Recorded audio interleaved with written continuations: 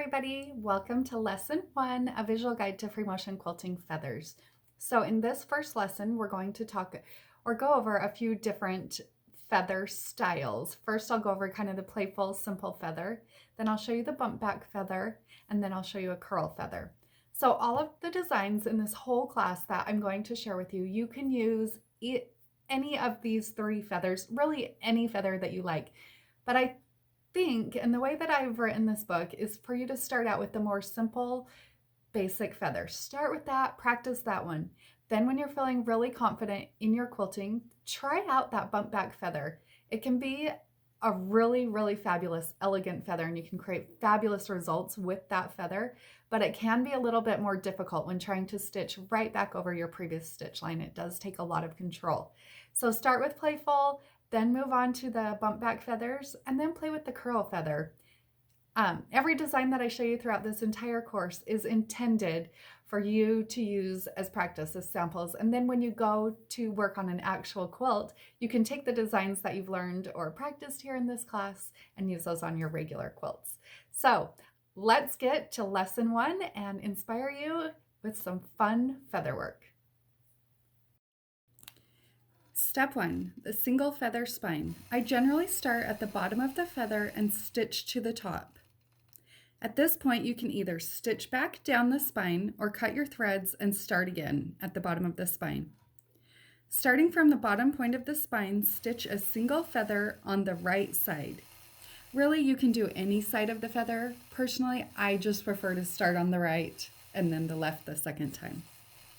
Stitch a second feather on the top of the first feather, stitching in the same manner. There can be a small space between the first and the second feather.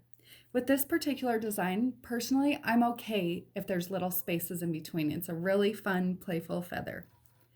Stitch a third feather in the same manner as the first 2 feathers and repeat this pattern all the way on the right side of the spine. Once you've completed the right side of the spine, then I'll come back to the left, start again at the bottom, and stitch the feathers up the left side of the spine in the same manner.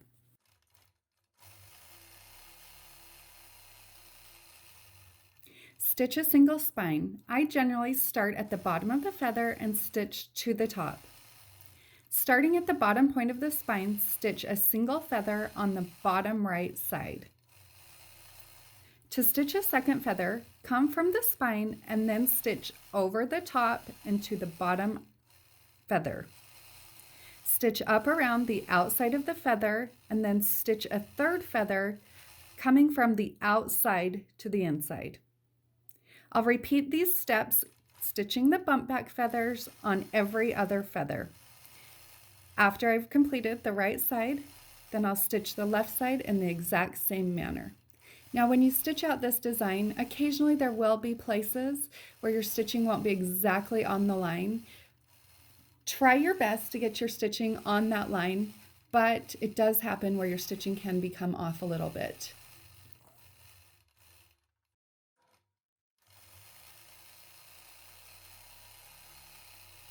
Stitch a single spine. I generally start at the bottom of the feather and stitch the spine to the top.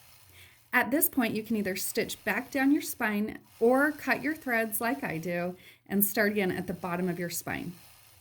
At this point, starting from the bottom point of the spine, stitch a single curl feather on the right side. You'll stitch all the way out, curling to the inside, and then curl all the way back in to the spine. Stitch a second curl feather on top of the first one, stitching in the same manner. There can be a small space between the first and second feather. Stitch a third curl feather in the same manner as the first 2 feathers and repeat this pattern until all the feathers on the right side of the spine are complete. Stitch the feathers on the left side of the spine in the same manner.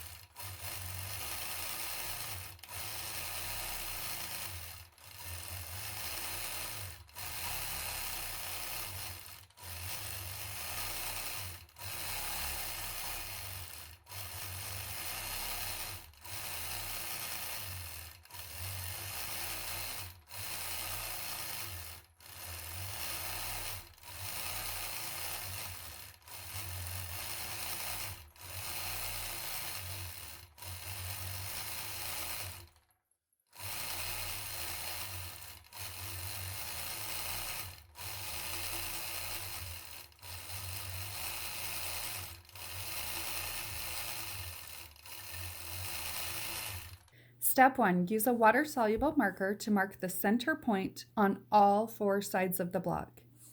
Use those marks to draw straight lines horizontally and vertically through the center of your block, dividing your block into 4. Then use a curved ruler, or if you're not using a ruler, maybe like a bowl, some type of a nice curve, and mark curved lines from point to point. Start quilting at the bottom of the block. Stitch along the curved lines from point to point. Start stitching feathers at the bottom left side of your curved line. Continue stitching the outside feathers around the entire block.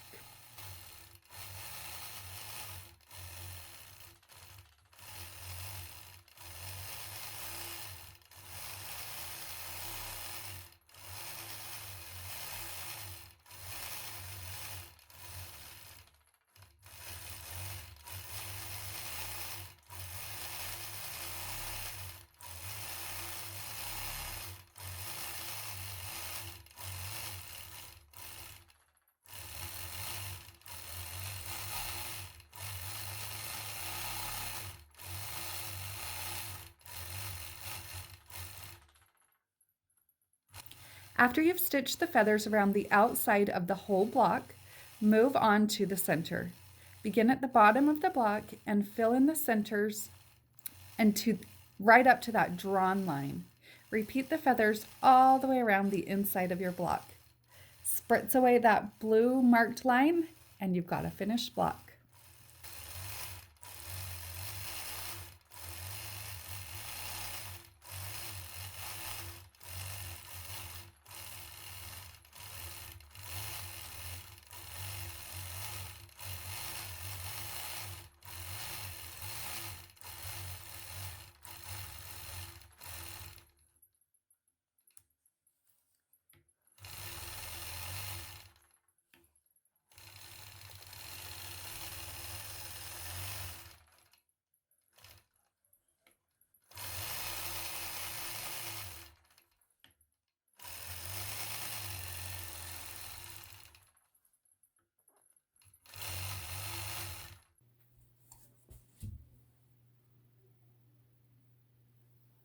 Use a water-soluble marking pen and mark the center point on all 4 sides of the block.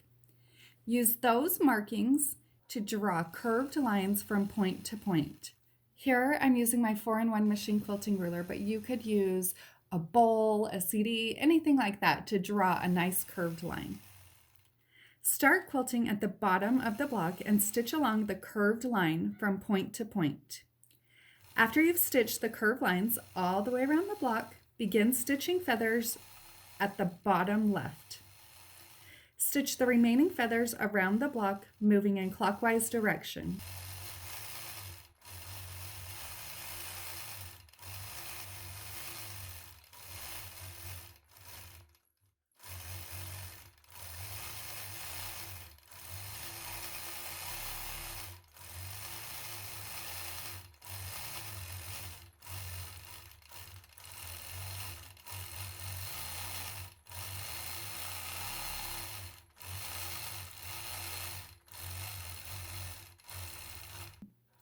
After you've stitched feathers around the whole block, stitch up about 1/2 inch from the original curved stitch line. Now this is a point where you will use a machine quilting ruler to stitch out these lines. If you're choosing not to use a machine quilting ruler here, you could go through with whatever you use to mark a bowl or whatever and mark all of these lines, then stitch along those stitch lines. Next, stitch an echoed curved line from the bottom left to the right side of the curve. Travel along the original curved stitch line and move up about 1/2 inch. Then stitch a second curved line. Repeat stitching the curved lines back and forth, traveling along the original curved line until you fill in the block completely. After you've stitched all of those lines, travel in the original stitch line and move to the top left corner of the diamond. From this point, begin stitching curved lines, traveling about 1/2 inch from the original stitch line to fill in the curved lines perpendicular to the lines that we did in step 6. So I will mention when I quilted out this design, I did it slightly different from the book. Instead of traveling along my previous stitch line, I did stop and clip my threads and start again.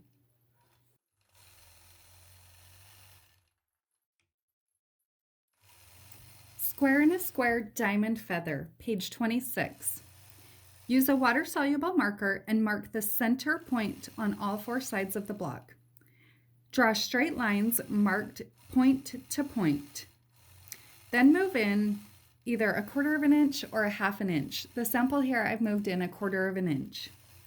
And mark another set of straight lines inside the previous lines. If you're using this design on a small block, you may want to draw your lines a bit closer together. The block shown in the book is 10 inch by 10 inch. Finally, draw straight lines horizontally and vertically through the center of the block. Begin stitching at the bottom point of the first drawn line. Stitch around all 4 sides following the lines and ending back at your bottom point. Stitch the first feather on the outside of the straight line on the bottom left. Continue stitching feathers around the outside of the entire block. Stop and cut your threads. Move into the inside square, stitch along the inner straight lines, and then start stitching feathers on the inner straight line. Continue stitching feathers all the way around the inside of the block, using the drawn lines as your reference for where to stop your feathers. Use water, spritz away those marked lines, and your block is all done.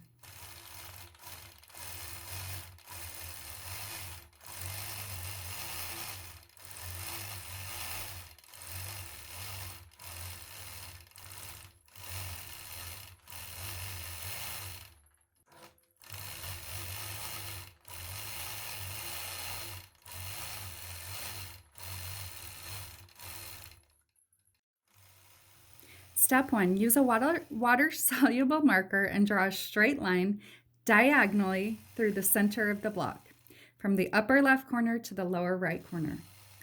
Then mark a little line 2 inches from the corner of the block on both sides, and then a second straight line about 1/2 inch in from the 2-inch mark. If you're using this design on a small block, you may want to draw your lines a little bit closer to the corners of the block. The block shown here is 10 inches. Use a curved ruler or template or bowl, whatever nice curve you can find, to mark a curved line from the lower left corner to the inner left 2-inch mark. Then continue that same line over to the upper right corner. Continue drawing the curved line from the upper right corner to the 2-inch mark on the upper left corner. Then move in about 1/2 inch and draw an inner blue line 1/2 inch from the inside of that drawn line. Begin stitching in the upper left corner, so at that marked point, and follow the drawn outer curved line around the block and then back to that starting point. From the upper left corner, begin stitching feathers. Stitch out to the upper left corner a center feather. From that point, I'll continue stitching my feathers all the way along the top edge of the block.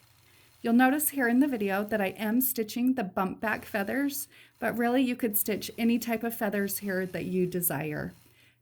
I like to start out with the more playful, simple feather and then work my way to the bump back feathers. But try both, you never know which one you'll like more. When you get to the upper right corner, follow your curved line back to the upper left corner. From there, stitch feathers back down along the curve to the bottom left corner. Travel along the curved line to the lower right corner, and then you'll repeat the previous steps, filling in the bottom right side of the block. I'll trim my threads, clip my threads, and then move into that inner marked line. Begin stitching at the bottom right corner of the inner curved line and stitch the curved line all the way around the inside of the block. From the lower right corner, stitch straight lines traveling along the curved line to fill in the center of the block. With these curved lines, you'll notice that my spacing is 1/2 inch apart. I'm using the markings on my 4-in-1 machine quilting ruler to adjust my spacing. So I'll stitch my first line, then I'll stitch along that side stitching about 1/2 inch. I'll line my machine quilting ruler up with my previous straight stitching line and then stitch the next line. This will ensure that my spacing is straight and perfectly spaced apart.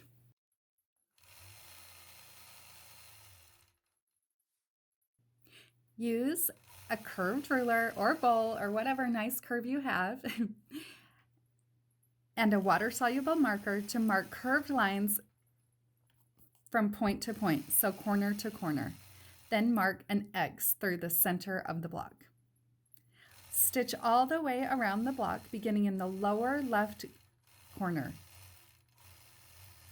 Begin stitching feathers around the outside of the curved line, starting in the lower left corner and then continuing all the way around the block in clockwise direction.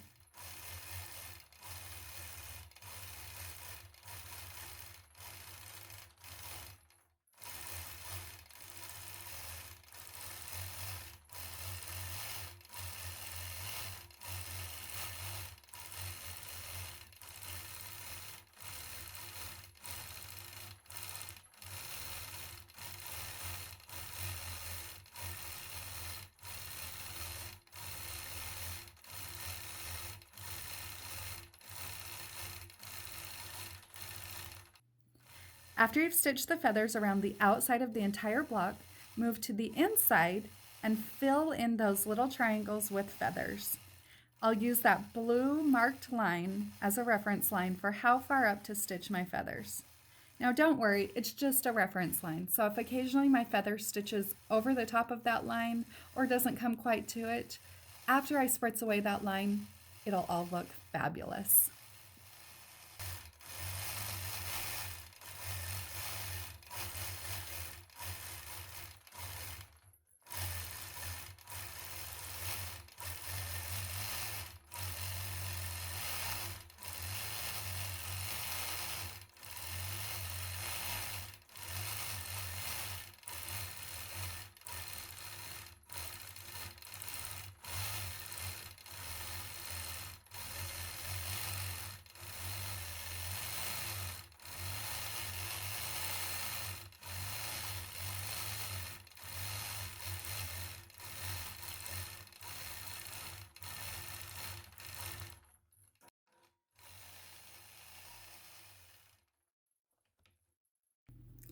Use a curved ruler or template and a water-soluble marker and mark a curved line from point to point, corner to corner. Then mark an X through the center of the block. Now just one side note here. If you're starting to feel really confident with your rulers, especially with a curved ruler, this is the point where you could, instead of marking those curved lines, you could just use your ruler and stitch point to point curved lines. Stitch all the way around the block, beginning in the lower left corner along that curved line.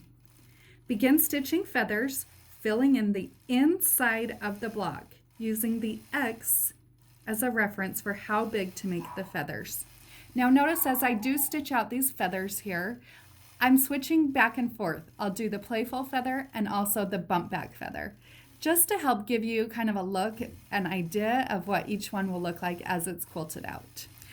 The bump back feather is definitely going to give me a more elegant look, where the other feather will give me a more playful look. Fill the inside of the block completely with feathers.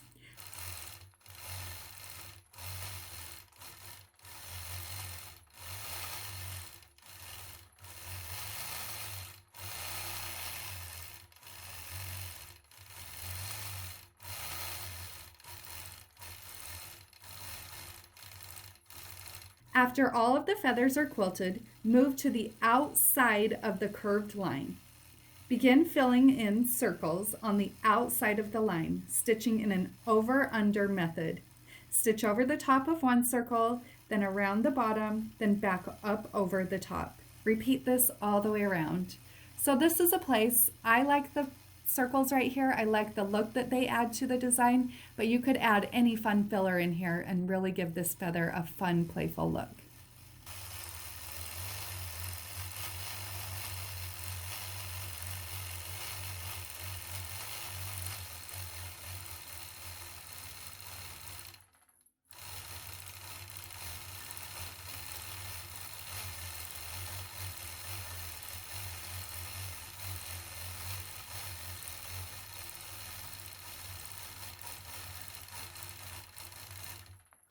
Use a water-soluble marker to mark the center point on all 4 sides of the block. Use those marks to draw lines horizontally and vertically through the center of the block.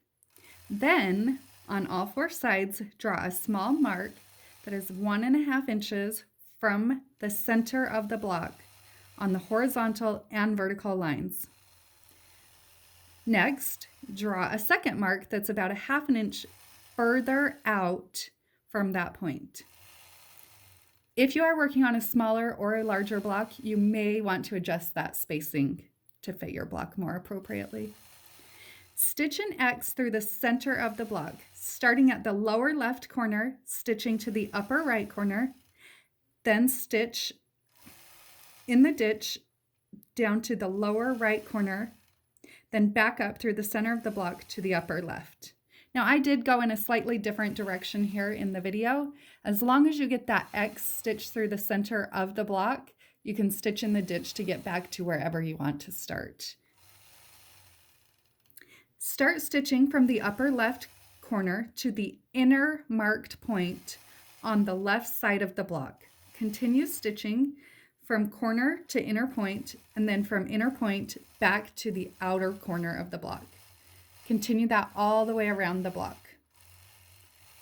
From the upper left corner, now you'll stitch to the outer point. So from upper corner to the outer marked point on the left side of the block to the bottom left corner. Repeat that process all the way around the outside of the block on the outer marked points. From the upper left corner, begin stitching feathers, filling in all the way around the outside of the block with those feathers. You could always go back through at this point, fill in more feathers, add more fun fillers to this design, or leave it as it is. Notice on this video, I did again bounce back and forth between the playful feathers and the bump back feathers. If this were an actual quilt, I would want to stick with just one of those motifs, but for class sake, it's kind of fun to see both.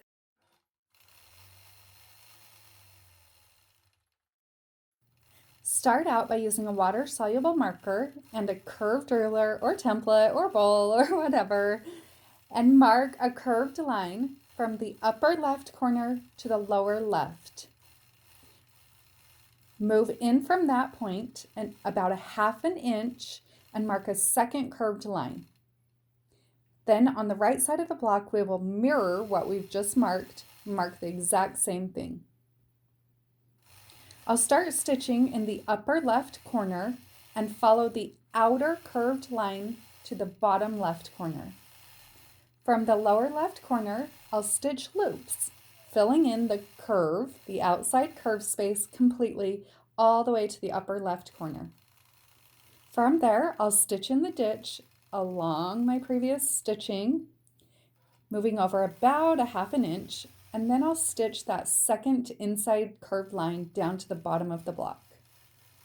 From the bottom of the block, stitch feathers up that curve, using the center marked line as your reference point where to quilt those feathers to.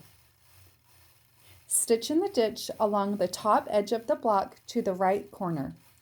From the upper right corner, use the exact same method that you did on the left side of the block and fill in that right side of the block completely. Use your water bottle and spritz away that marked line. You'll have a finished design.